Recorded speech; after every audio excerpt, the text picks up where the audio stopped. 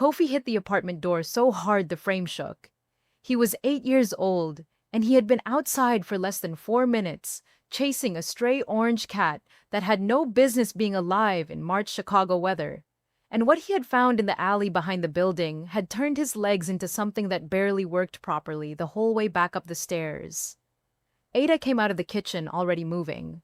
She had a dish towel in one hand, and she dropped it without looking at where it landed because she had heard the specific sound of her son's footsteps, not the careless thunder of a boy playing, but the urgent, stumbling beat of a child who had seen something his body was still processing. Kofi. Man by the dumpster. He was breathing hard, eyes wide and steady at the same time, the way his eyes got when something serious had reached him. He's bleeding bad. He's got a dragon on his arm. Ada looked at her son's face for exactly 2 seconds. Then she grabbed her coat off. The hook. Show me. They went down the back stairs together, Ada 2 steps ahead, and she smelled the alley before she saw it. Cold concrete and garbage, and beneath that, something copper and warm that her body recognized before her mind named it. Blood. A lot of it. He was face down beside the dumpster. The expensive suit was wrong for this alley the way a diamond is wrong in a drain. Dark fabric soaked darker at the left side, one arm stretched forward, the other tucked beneath his body. Korean, mid-40s, a jaw that even slack with unconsciousness held a particular tension. The dragon tattoo coiled from his wrist up his forearm, vivid even in the pale alley light, the tail curling around the wrist bone like something that refused to let go. Ada crouched and pressed 2 fingers to his neck. Pulse, weak, thready, but present. She turned him carefully onto his back and found the wound. Left side, below the ribs, entry point. Clean, with no exit. The bullet was still inside him, and every minute he stayed on this cold alley floor was a minute closer to the end of him. She looked up and down the alley. Empty. She looked at Kofi. Take his legs. Mom? Kofi, his legs, right now. He took the legs. They dragged him inside. The apartment was modest but dignified, the space of a woman who had decided a long time ago that circumstances did not get to dictate her standards. A military photograph on the wall showed a younger Ada in uniform, hair pulled back, eyes the same as they were now, direct and without apology. Kofi's drawings covered the refrigerator in bright, layered chaos, enormous suns and wide-armed figures that made the kitchen feel like a place where joy was a regular visitor. On the dresser near the hallway, a wooden jewelry box sat open, and inside it, catching the lamplight from the hall, was a gold necklace, thick chain, engraved pendant, the kind of piece that had passed through too many hands across too many years to be anything other than a family's whole history compressed into metal. Ada cleared the kitchen table with one sweep of her arm. They got him onto it. She was already moving, cabinet above the refrigerator, the kit she kept there because old habits from the field do not retire even when you do. Gloves, suture kit, antiseptic, clamps, gauze. Her hands found everything without her eyes leaving the wound. Go to your room, she told Kofi. I want to help. You helped. You found him. Now go. He went to the doorway instead of his room. She knew he would do that and didn't have the bandwidth to argue it right now. Her hands took over completely. Combat nurse muscle memory, the kind built not in training, but in actual field conditions, in the back of vehicles, with no light and whatever supplies happened to be within reach. She had done this in worse places, with less. A kitchen table with a working lamp was luxury. The man drifted in and out. His eyes opened once, found her face, and something moved across his expression that was not fear and not gratitude. It was assessment. Even half gone from blood loss, he was evaluating her, measuring the room, calculating. Then he said one word in Korean, quiet, deliberate, the word shaped with care, before his eyes closed again. She didn't understand it. She held on to it anyway. 40 minutes later, she stepped back from the table and looked at her work. Clean closure, good pressure. He was going to live because her hands had decided he would. She stripped her gloves and looked at Kofi in the doorway. Help me move him to the couch. Mom, who is he? I don't know yet, Ada said. That was the truth, but she was going to find out, and she had a feeling that what she found was going to change the shape of everything. If you would have left him in that alley, drop it in the comments right now, and if this is your first time watching, subscribe before this story goes any further. Because what happens next is the reason people don't sleep. They got him to the couch. Ada covered him with a blanket from the hall closet and pulled the armchair across from him and sat down and did not close her eyes. She watched the rise and fall of his chest, and she thought about the suit and the tattoo and the wound that was too precise to be a street robbery gone wrong. Somebody had aimed at this man carefully. Somebody had wanted him specifically, completely dead, and he had ended up in her alley. Nothing about that felt like accident. Kofi fell asleep on the floor sometime after 2 in the morning, head on a throw pillow, one hand resting near the edge of the couch cushion, as though even in sleep he was keeping something anchored. Ada looked at her son and felt the full specific terror of a mother who has carried danger into the same space where her child breathes. She felt every gram of it. Then she pressed it down into the place where she kept things that couldn't be felt right now and kept watching the man breathe. At 3:47 in the morning, he opened his eyes and they were clear. Not groggy, not the slow surfacing of someone working through pain and confusion. Clear, immediate, and already moving. His gaze swept the room in under 2 seconds, cataloging exits and windows, and her position and the child on the floor, all of it processed and filed before he had moved a single muscle. Then he found her face and held it. You're in my apartment, Ada said. You were bleeding out by my dumpster. My son found you. He said nothing, still reading her. I'm not calling anyone. If I was going to do that, I would have done it while you were unconscious. You need water and you need to stay still or you'll pull the suture. It's good work. Don't waste it. Something shifted in his face. Not softness. A reclassification. Threat moved to unknown. Unknown held at careful distance. He looked at the child on the floor for a moment, then back at her. Hyun Chul, he said. His English was precise and accented, the words placed with the deliberate economy of a man who had learned a long time ago that every word cost something. Ada, she said. He looked at Kofi. Your son. Yes. He's brave. I know.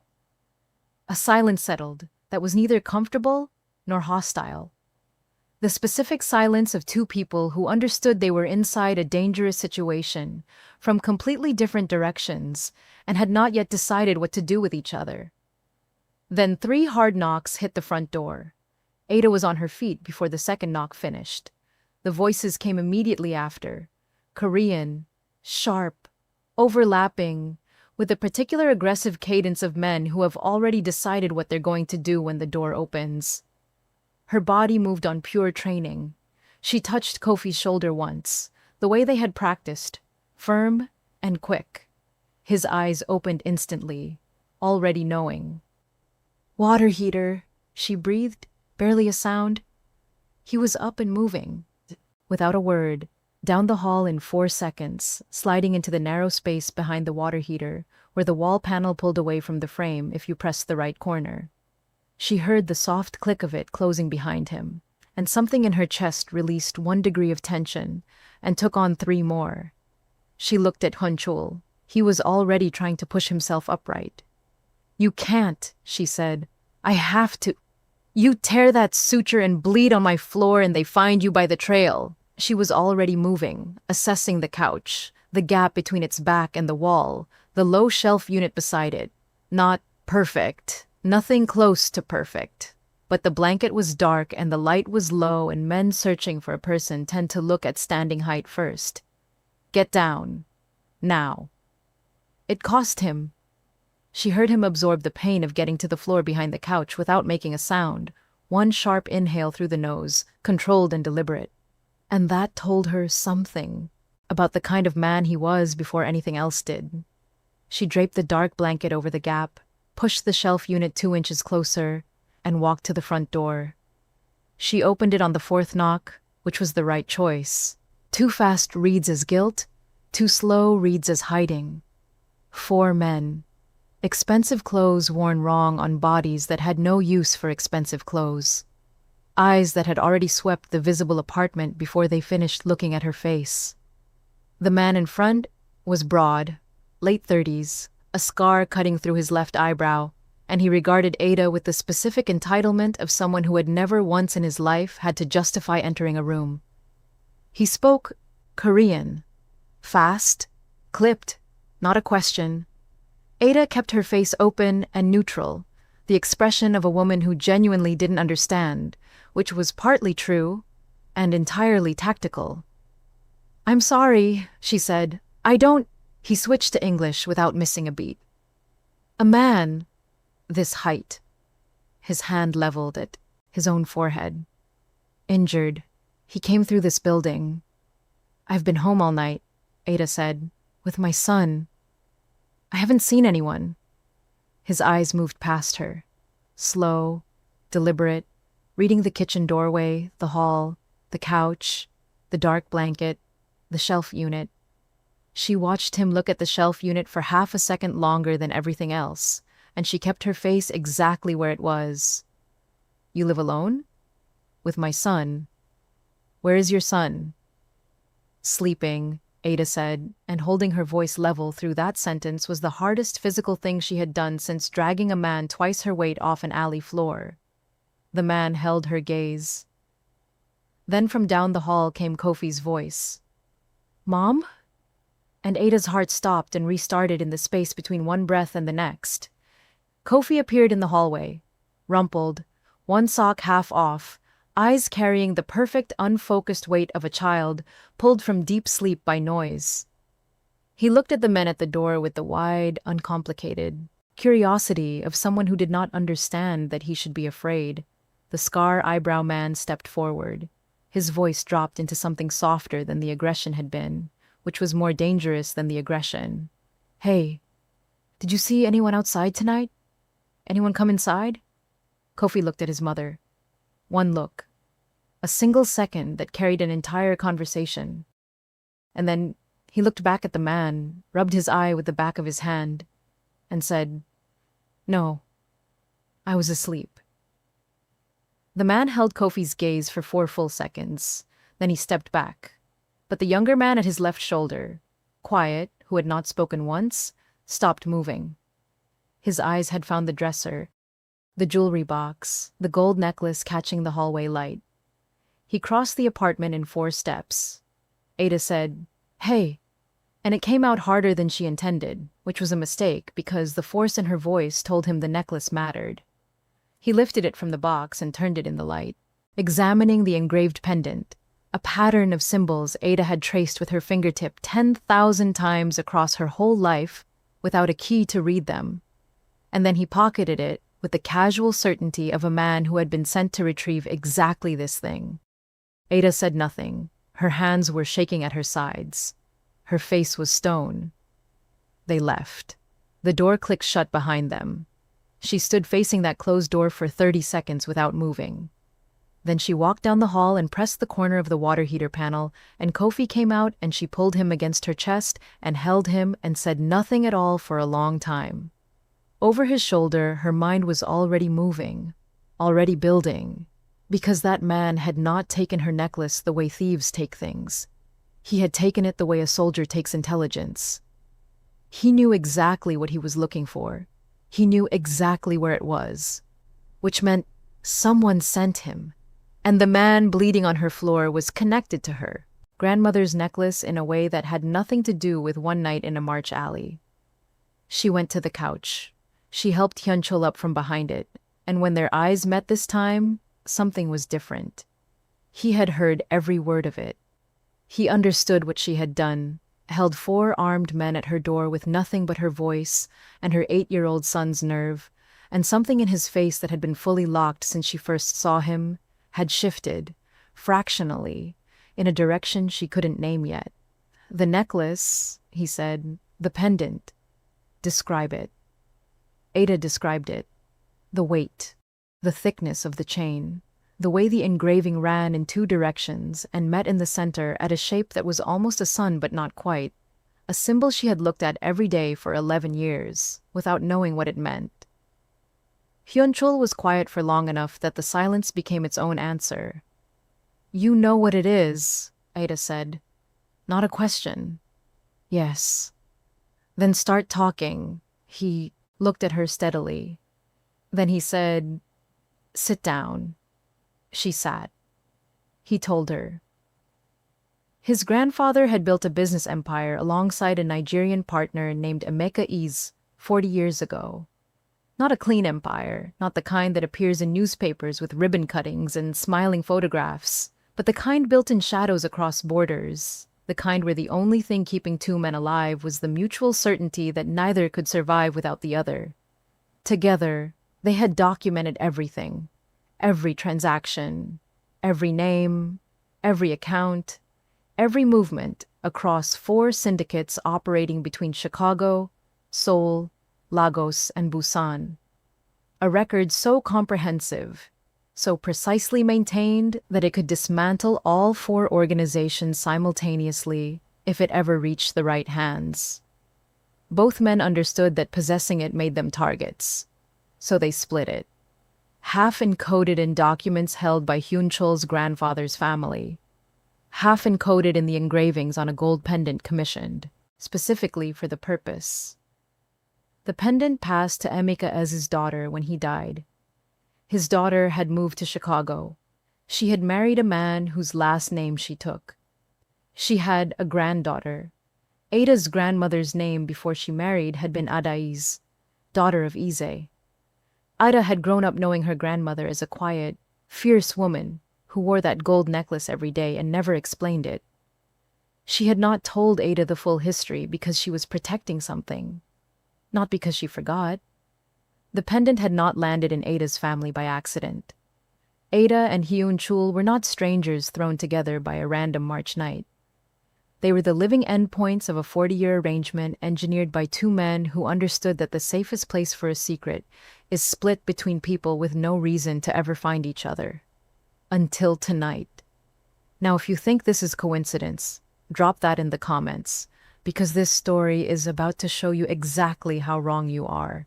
Hit subscribe right now because the next twist is the one nobody sees coming. Ada sat with this for a long time.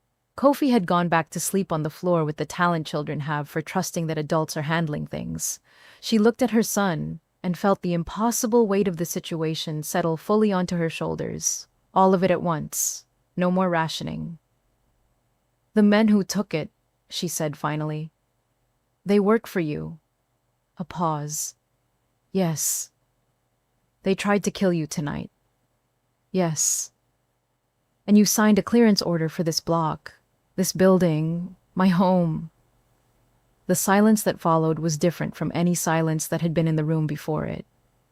She watched him absorb the fact that she knew, that she had found it in his jacket while washing his shirt, had read it, had refolded it carefully, and had continued to treat his wound and lie to his men and protect him with her son's courage, without saying a single word about it. She watched something move across his face that she did not have a name for and was not going to let herself look at directly right now. "Yes," he said quietly. Ada told him about Mrs. Okafor. All of it. 22 years, her husband, her 4 children. The eviction notice she had showed Ada in the hallway 2 weeks ago with hands that shook and eyes that were too proud for the situation to fully break. Mrs. Okafor, who brought soup downstairs when Kofi was sick. Mrs. Okafor, who had taught Kofi to play dominoes on Sunday afternoons when Ada was working double shifts at the clinic. Mrs. Okafor, who had said, holding the eviction notice, "I don't understand. I have always paid on time. I have always kept the rules." With the bewildered dignity of a woman who had built her life by the exact architecture she had been told would protect her, and was now watching that architecture dissolve for reasons no one would explain. Ada told all of it without heat in her voice. Flat. Factual. Because she had learned a long time ago that anger gives a powerful person somewhere to deflect. Plain truth gives them nowhere to go. Hyun Chul received every word of it without looking away. He did not offer an explanation that would function as a defense.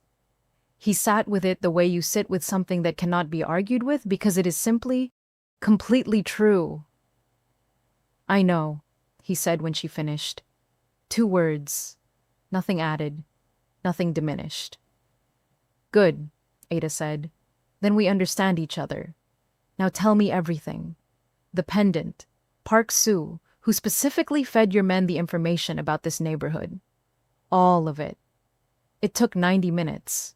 He told her about the 4 syndicates and the 40-year document and the encoded record that could dismantle all of it simultaneously. He told her about the attack. Not a rival's play, not a street ambush, but a precision execution by men whose families he had protected, men who had eaten at his table and called him by name for a decade and a half.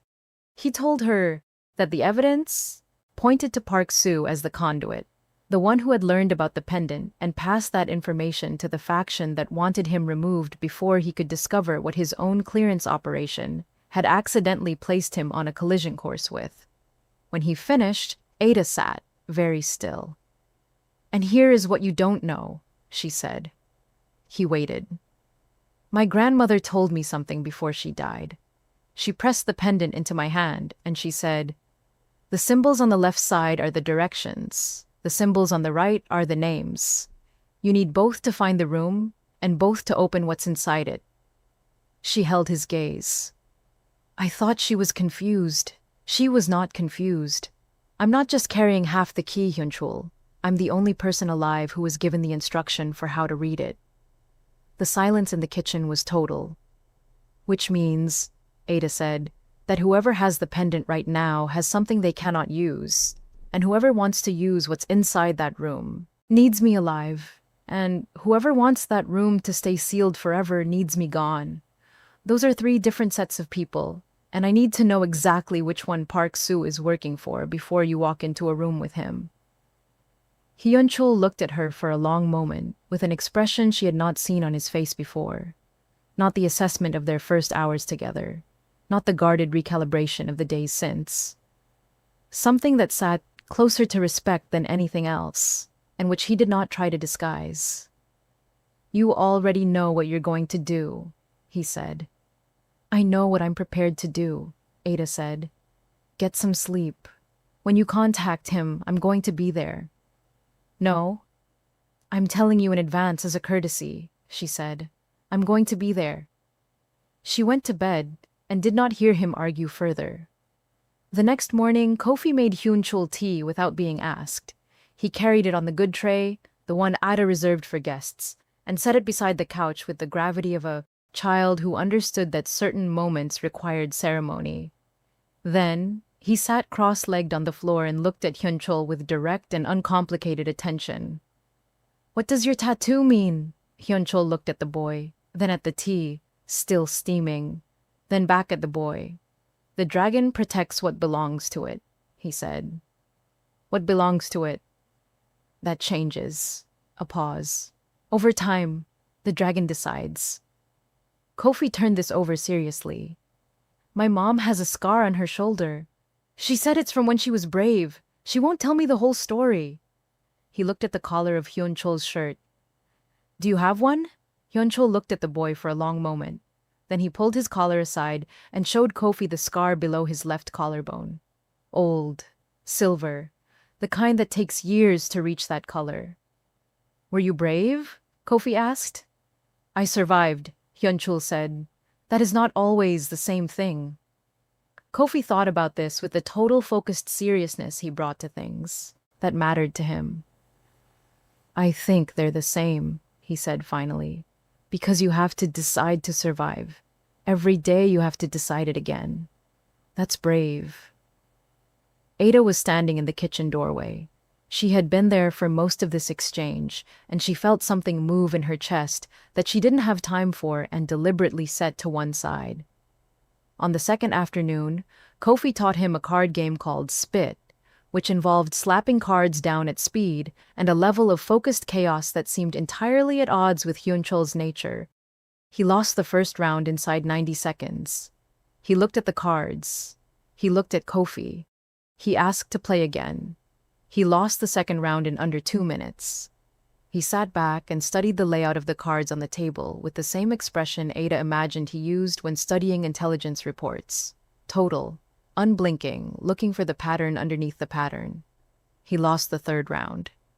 Ada could see in the faint tension of his jaw that he was a man profoundly unaccustomed to losing anything at all, which made watching him lose 3 consecutive rounds with quiet, deliberate patience to an 8-year-old feel like witnessing something that cost him more than he was willing to show, and which he paid anyway.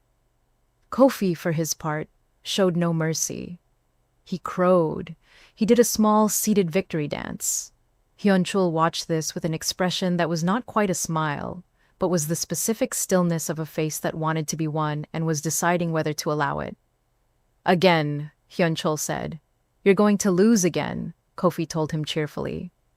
Yes, Hyun Chul said. Probably. He lost again, but he was faster this time, and Ada, watching from the kitchen doorway, saw the moment he understood the pattern, the slight forward lean, the recalibration of his hands over the deck, and understood that whatever happened next time would be different. He was a man who did not accept losing as a permanent condition. He simply treated it as information.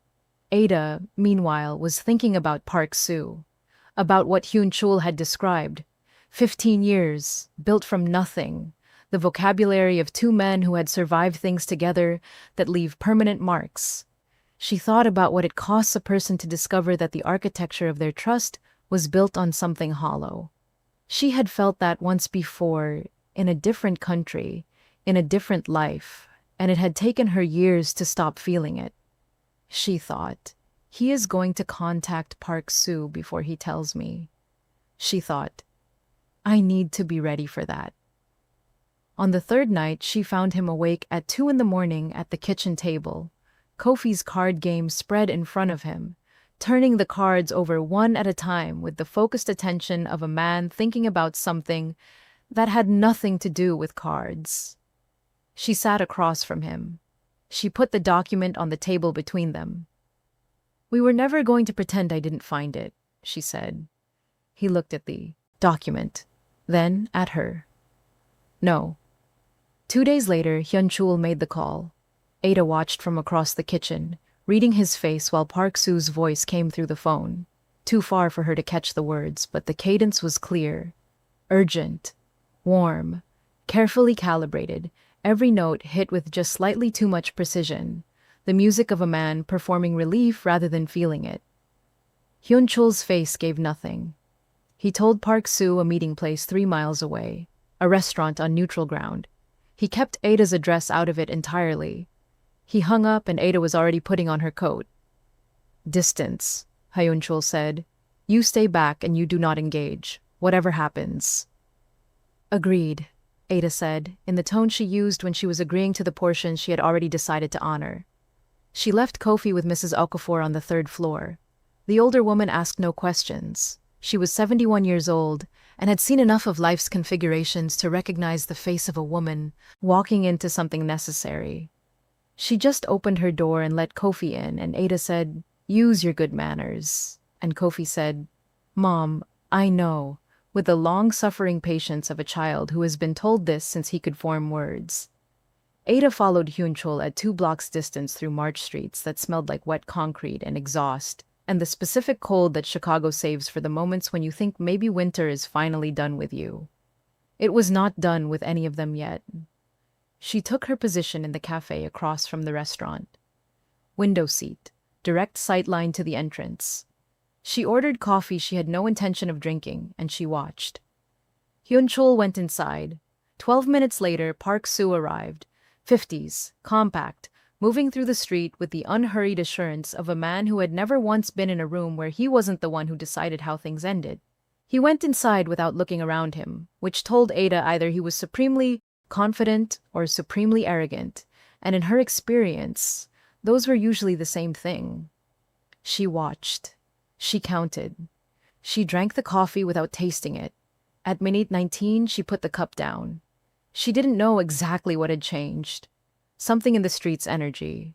Something in the way two men near the restaurant's side entrance had been standing since before Park Soo arrived, and had not moved or checked their phones, or spoken to each other the way people actually behave when they're waiting for something innocent. They were not waiting for something innocent. She had her phone out and the photographs taken before her conscious mind had fully caught up to what her hands were doing. Then she was up and moving across the street and along the far side of the building, fast and low, looking for the service exit that restaurants in these neighborhoods always had, because the men who used them always needed more than one way out. She found the exit at the back exactly as it opened from the inside. Hyun Chul came through it first, moving fast. Park Soo's hand was on his arm in a grip that contained nothing friendly. Two more men behind them, close, the kind of close that is a message. Ada had 3 seconds to take the full picture in. She used them to take the photograph. Park Soo's face, clean and unambiguous, lit by the yellow light above the exit door.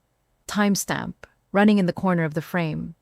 She got it twice before she stepped fully back into the shadow of the adjacent building, and the group moved past her without looking her direction. They put Hyun Chul in a car. Park Soo got in behind him. The doors closed. The car left. Ida stood alone in the March alley and looked at Park Soo's face on her phone, and felt something settle behind her eyes that was colder and more functional than fear. She had felt it before, in the field, in the moments when the situation had collapsed past the point where training fully covered the ground and you had to reach inside yourself and find the thing that was simply not going to stop. She found it now the same way she had found it then, without drama, without hesitation. She walked back to the main street and found a doorway and made a call, a number she hadn't dialed in 4 years. 3 rings. Ada. The voice was female, flat, and professional in the way of someone for whom professionalism is a survival trait rather than a workplace habit. I need a location, and I need it in the next hour, Ada said. It has been 4 years. I know what I have, Ada said. Evidence connecting 4 syndicates across 3 countries. Names, accounts, a 40-year paper trail encoded in a pendant currently held by people you have been trying to build a case on since before I left the field. I'm not asking to be saved. I need a location on a car and access to a building. After that, you get everything I have and everything I know about how to read it. A pause. Just one. Send the plate, Ada, and sent it. She walked back to the apartment, checked on Kofi asleep on Mrs. Okafor's couch with a clean plate beside him, and then sat at her own kitchen table and spread everything she had in front of her. The document, the photographs, what Hyun Chul had told her, and what she had never told him. Her grandmother's instruction. Left side, right side. Directions and names. The room, and what was inside it.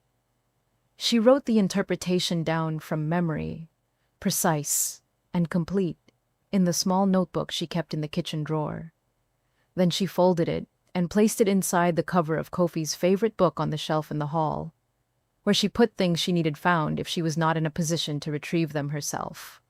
At 11 the next morning, her contact sent the location. West Loop Building, 4th floor, 3 entry points, 6 men confirmed. You have 4 hours before this becomes a jurisdictional problem. Ada looked at the address. Then she put on her coat. She had made arrangements for Kofi. She had written a letter. She had done what mothers do before walking into situations their children must never know the full details of. She had made sure that if the worst happened, Kofi would be held by people who would hold him well. Then she sealed the envelope and walked out the door. She went in through the service entrance. What followed was not the kind of confrontation that announces itself with noise and force. Ada did not come into that building weapons first. She came in as herself, a woman who had survived things that should have finished her, and had come out the other side, knowing exactly how to enter a room full of dangerous men and make them believe that the most dangerous thing in the room was her. She knew the layout from her contact. She moved through the service corridors with the efficiency of someone who had done this in worse conditions, and when she reached the fourth floor door, she stopped and breathed once. Completely in and out, and then she opened it and walked through. 4 men. Hyun Chul seated against the far wall, hands bound behind him, one eye swollen to a slit, and a cut above his left temple that had bled and dried in a dark line down his face. He looked at her when she entered, and something crossed his expression so fast she almost missed it. Relief fighting with fury at seeing her there, both of them losing to the focused discipline of a man who understood the next few minutes required complete stillness. Park Soo was standing at the window with his back to the door. He had heard her enter. He was showing her his back on purpose, the specific arrogance of a man who had already decided she was not a threat, worth the energy of turning around for. 15 years at Hyun Chul's right hand, and he still did not know about Ada. No one had thought to tell him. That was the gap she was going to walk through. "Park Soo," she said. He turned. She held up her phone, his face on the screen, clear and time-stamped, lit by the yellow exit light. "This photograph is already transmitted to 3 separate locations," she said. "If I do not send a confirmation code in the next 40 minutes, what it's attached to reaches people who have been building a case on the 4 connected syndicates for 11 years. That includes everything Hyun Chul told me, which is everything his grandfather's partner documented across 40 years, which is everything you were willing to have him killed to bury." The room became very quiet. Park Soo looked at her with the expression of a man rapidly rebuilding a calculation that had just revealed a missing variable the size of everything. "You have no leverage here," he said carefully. "You walked in here alone." "I'm alone in this room," Ada said. "I am not alone in the situation, and you have approximately 37 minutes to decide whether or not you believe that distinction matters." "You're bluffing," he said, but he said it the way a man tests ice, not confident, just needing to know before he put his full weight on it. "You have been wrong about me since the moment you decided I wasn't worth turning around for," Ada said. "I would recommend stopping now before the next mistake costs more than the last one." One of the men behind her shifted his weight, and Ada said, without turning her head, "The man behind me is going to want to be very still for the next 4 seconds." The shifting stopped. Park Soo's eyes moved to Hyun Chul. Something traveled between them across the room, the compressed, exhausted, final language of 15 years of shared history arriving at its terminus. Both of them knew what this moment was. 15 years of a particular kind of loyalty, the kind you build in dangerous places with dangerous people, the kind that becomes part of how you understand yourself. And it was ending here, in a building in the West Loop, with a woman neither of them had known 4 days ago standing between them holding a phone and a pendant's worth of 40-year-old secrets. "She figured out the pendant," Hyun Chul said. His voice was measured, and it cost him. She could hear the thin, careful seam, where pain, and something older than pain, were being held behind the flatness of his delivery. Not just what it is, how to read it. Park Soo looked at Ada with completely different eyes. She reached into her coat pocket and placed Hyun Chul's document on the table between them. "I have the interpretation key," she said. "I have had it since my grandmother placed the pendant in my hands before she died and told me directly how to use it. I did not understand what I had been given until 4 days ago." She paused, letting the specific weight of that timing land. 4 days, while Park Soo had been moving pieces across a board he believed he controlled completely.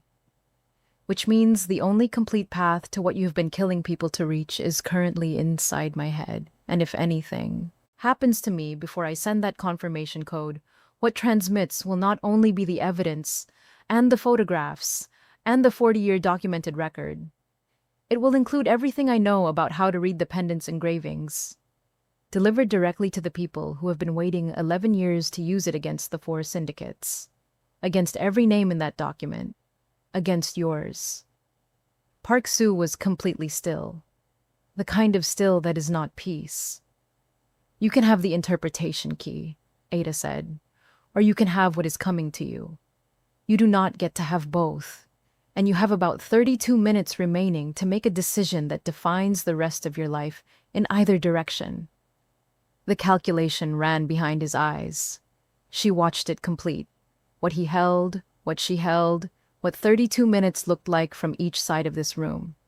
She had watched this exact calculation finish in other faces, in other rooms, across her life. And she knew precisely what it looked like. When the math arrived at only one answer, he crossed the room to Hyun Chul. He cut the binding himself. He stepped back. The pendant, Ada said. He reached into his jacket. He placed it on the table.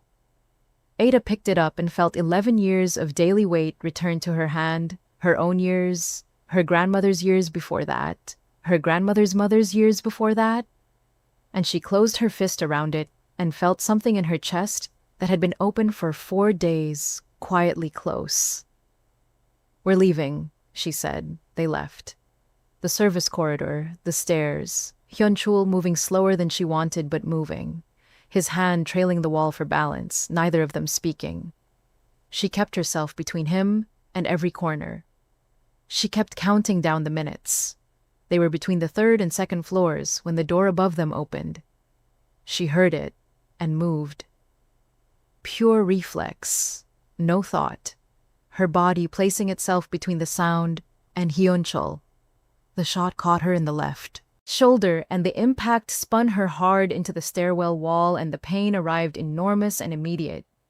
She registered it the way she had been trained to register field injuries.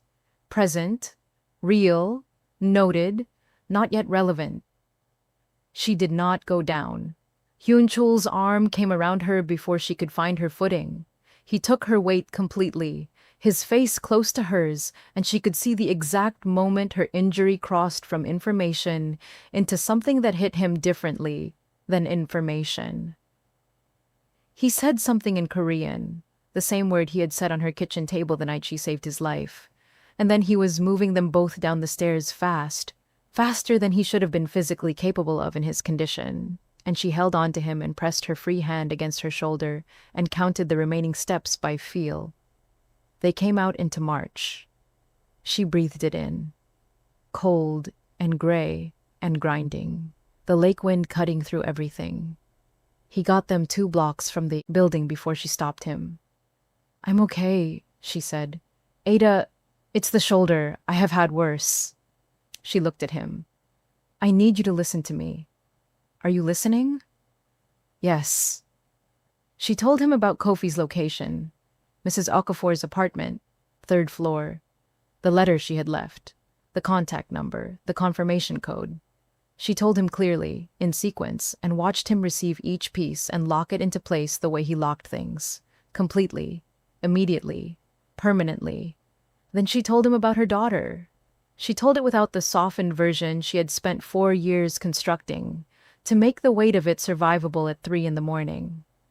A little girl, 4 years old, placed into the foster system because Ada had looked at her own life with the clear, brutal eyes that grief and danger produce, and made the only decision a mother can make who understands that love is not always sufficient protection.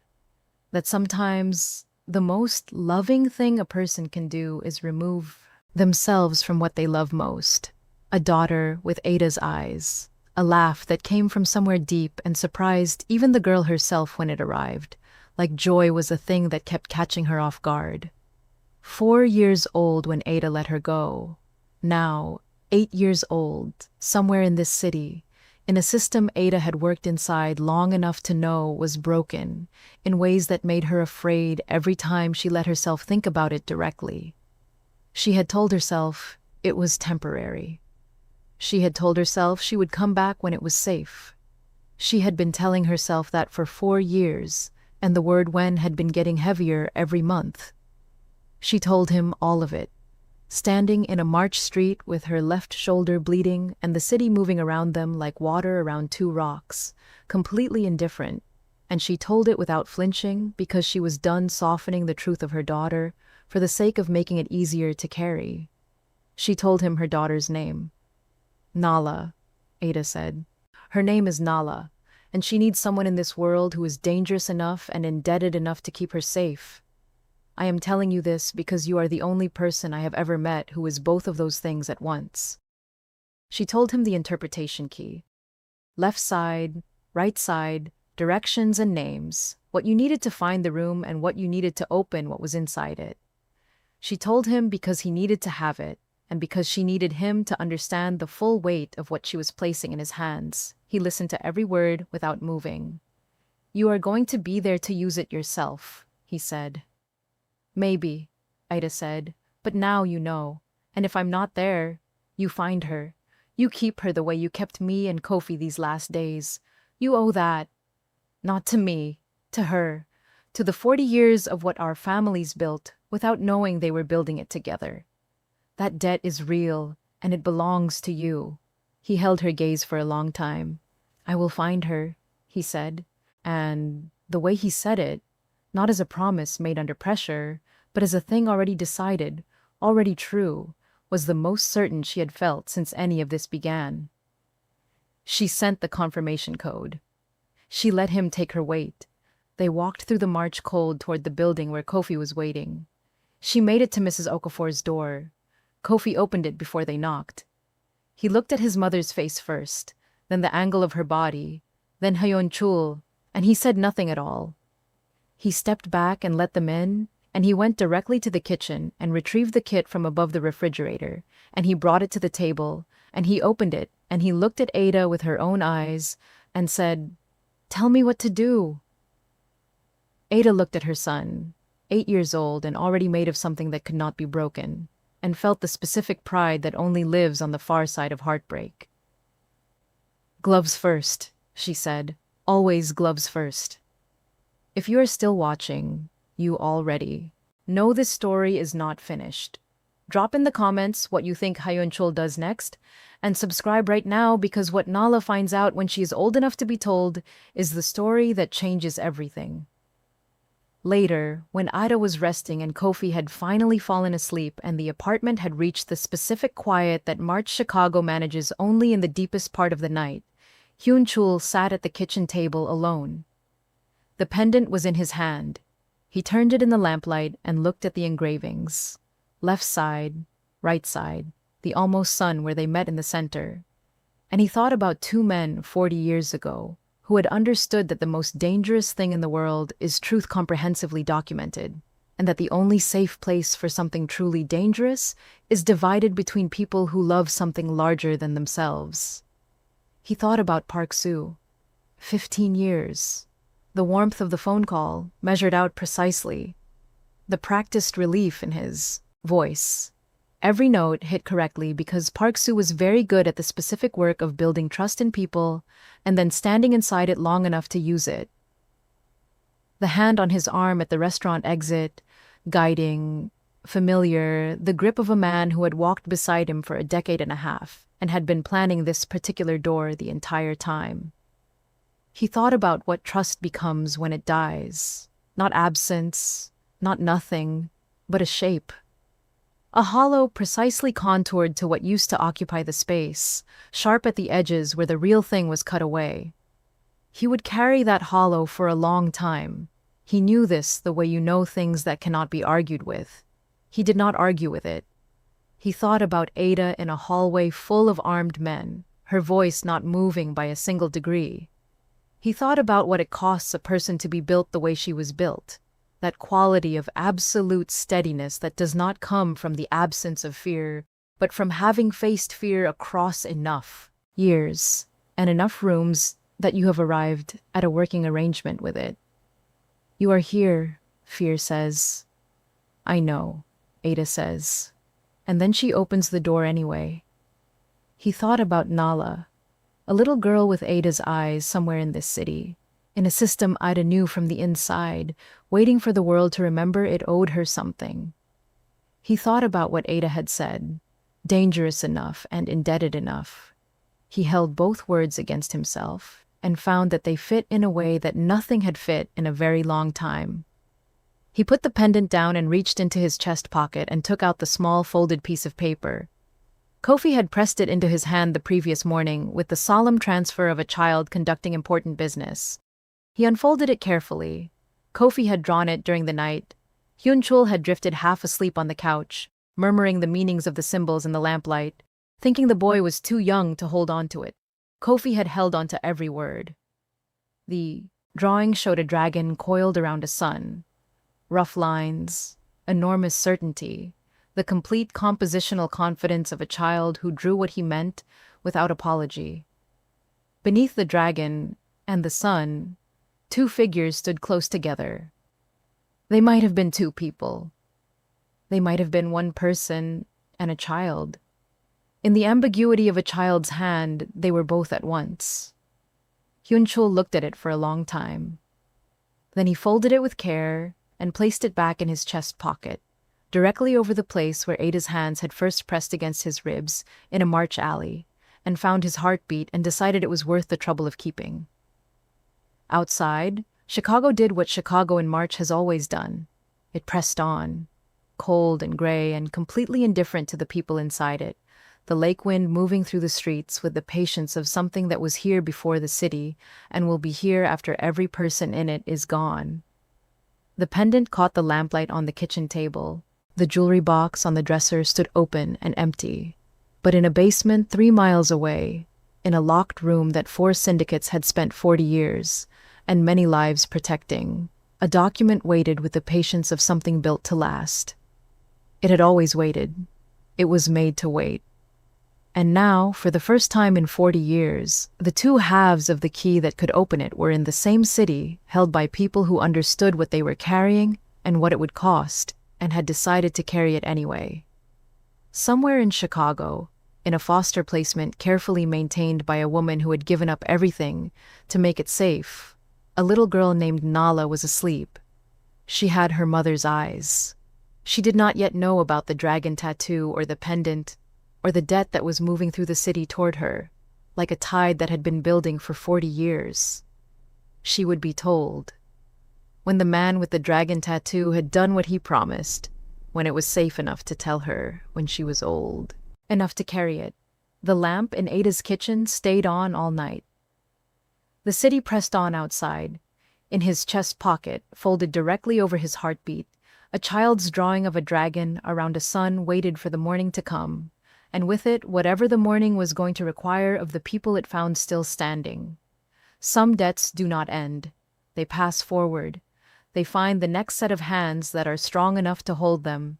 And somewhere in Chicago, a little girl named Nala was already dreaming of something she could not yet name, but would one day recognize as the sound of a debt being honored, and a door being opened that had been sealed for 40 years, waiting for the right hands to finally arrive.